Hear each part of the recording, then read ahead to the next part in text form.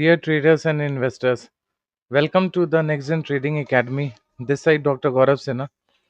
और हम लोग अभी कंटिन्यू करेंगे अपना जो सीरीज़ है, जो नेक्स्ट जेन ने लॉन्च किया है। एक जो हम लोग देख रहे हैं उस सीरीज़ को, तो उसके लिए हम लोग आगे बढ़ेंगे अपने पार्ट 2 पार्ट 3 में।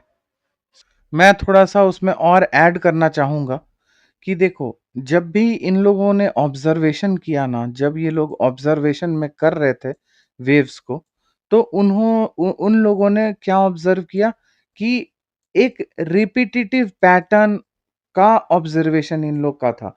मतलब they observe that the waves are repeating, okay, and the patterns formed is also repetitive in nature. ठीक है। और ये जो रिपीटेशन था ना, they are all guided by some rules and guidelines. ठीक है। तो ये पर्टिकुलर ऑब्जर्वेशन इन लोगों का रहा था, जब ये लोग मार्केट को एक वेव के फॉर्म में देख रहे थे। तो जो हमारा इंटायर सीरीज है ना, यही ऑब्जर्वेशन का रूल्स और यही वेव्स का आपका गाइडलाइंस को हम लोग पढ़ेंगे, समझेंगे, जानने का कोशिश करेंगे। देखो, जब भी हम लोग कोई भी फाइनेंशियल मार्केट का को स्टडी करते हैं ना, या फिर उसको हम लोग टेक्निकल एनालिसिस करते हैं, तो हम लोग दो पैरामीटर्स पे करते हैं। एक आपका एक्स एक्सिस के फॉर्म में और दूसरा आपका वाई एक्सिस के फॉर्म में। आप यहाँ पे भी देखोगे, ये आपका प्राइस है और इधर आप देखोगे ना, ये आपका टाइम है। ओके। तो what I am trying to tell you is कि ये एक्स एक्सिस जो है ये टाइम का हमेशा होता है और वाई एक्सिस हमेशा प्राइस का होता है। तो हम लोग यहाँ पे क्या देखते हैं, whatever the movement is coming in the market, okay, whatever the movement which is coming in the market, जो मूवमेंट मार्केट में आ रहा है, that is in relation to each other. मतलब उसका मतलब क्या हुआ, relative in nature. This both the things, that is your price and that is your time, is relative in nature। मतलब they are being affected by each other। ये दोनों एक दूसरे से अफेक्ट हो रहा है। ठीक है। तो अब हम लोग देखते हैं कि जो भी फाइनेंशियल, जब हम लोग इलियट वेव्स को स्टडी कर रहे हैं, तो उसमें सबसे पहले जो फाउंडेशन का बात होता है, उसमें कहा जाता है कि जब भी कोई भी फाइनेंशियल मार्केट में प्राइस का मोमेंटम आता है ना, प्राइस का मोमेंटम कोई भी फाइनेंशियल मार्केट में आता है, वो कैसा होता है नेचर में, रिदमिक होता है। एक रिदम, एक पैटर्न में होता है। ओके। और वो पैटर्न कैसा होता है, वो पैटर्न को हम लोग किस फॉर्म में देखते हैं, उस पैटर्न को हम लोग वेव के फॉर्म में देखते हैं। ओके।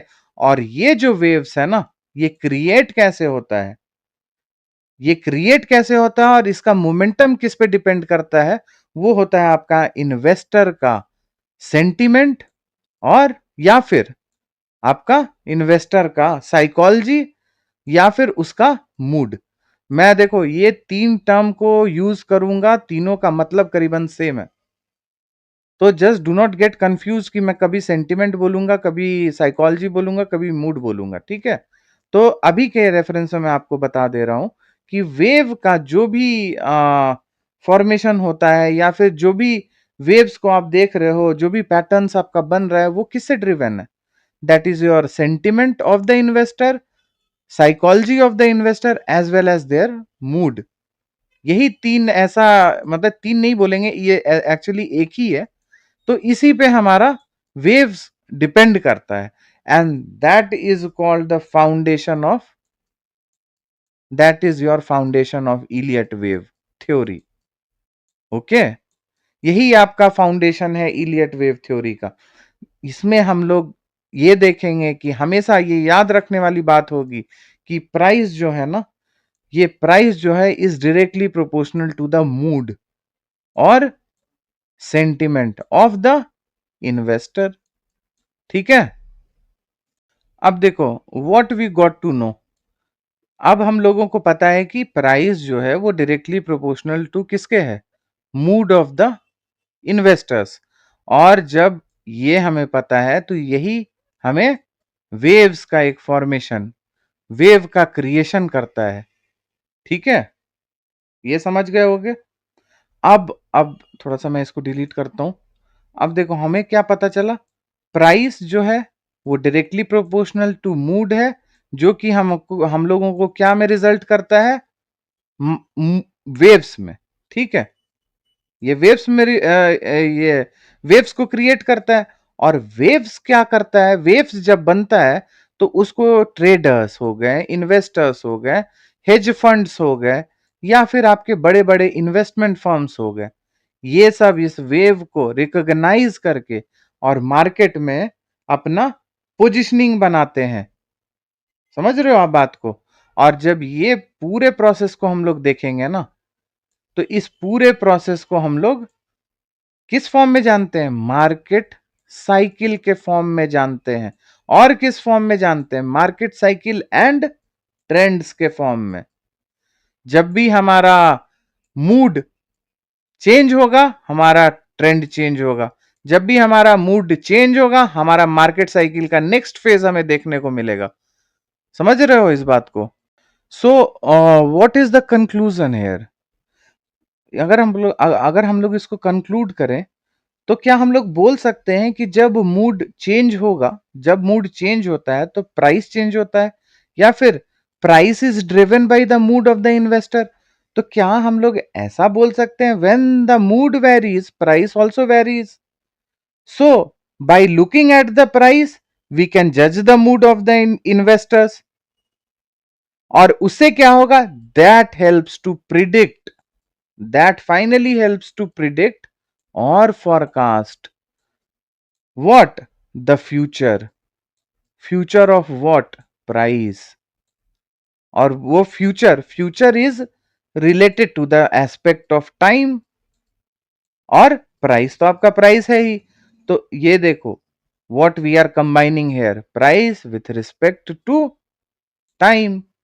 तो this is a complete study. So what is the conclusion here? अगर हम लोग इसको कंक्लूड करें, तो क्या हम लोग बोल सकते हैं कि जब मूड चेंज होगा, जब मूड चेंज होता है तो प्राइस चेंज होता है, या फिर price is driven by the mood of the investor? तो क्या हम लोग ऐसा बोल सकते हैं, when the mood varies price also varies?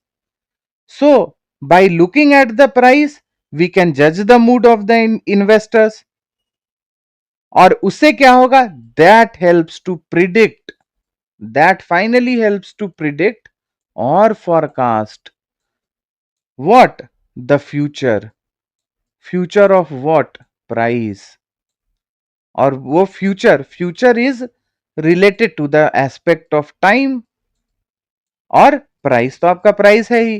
तो ये देखो, what we are combining here, price with respect to time. तो this is a complete study. जब आप ये सारे चीजों को समझ जाओगे ना, तो एक आपको acknowledgement, that is your game of acknowledgement, ये आपको इनकाउंटर होगा। और गेम ऑफ एक्नॉलेजमेंट क्या होगा? कि ये पर्टिकुलर जो चीजों को हम लोग डिस्कस किए, आप उसको कैसे एक्नॉलेज कर रहे हो टू फोरकास्ट और टू प्रिडिक्ट।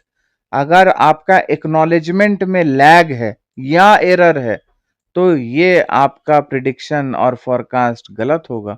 और अगर आपका ये एक्नॉलेजमेंट सही है, और ये एक्नॉलेजमेंट के लिए आपको क्या लगेगा?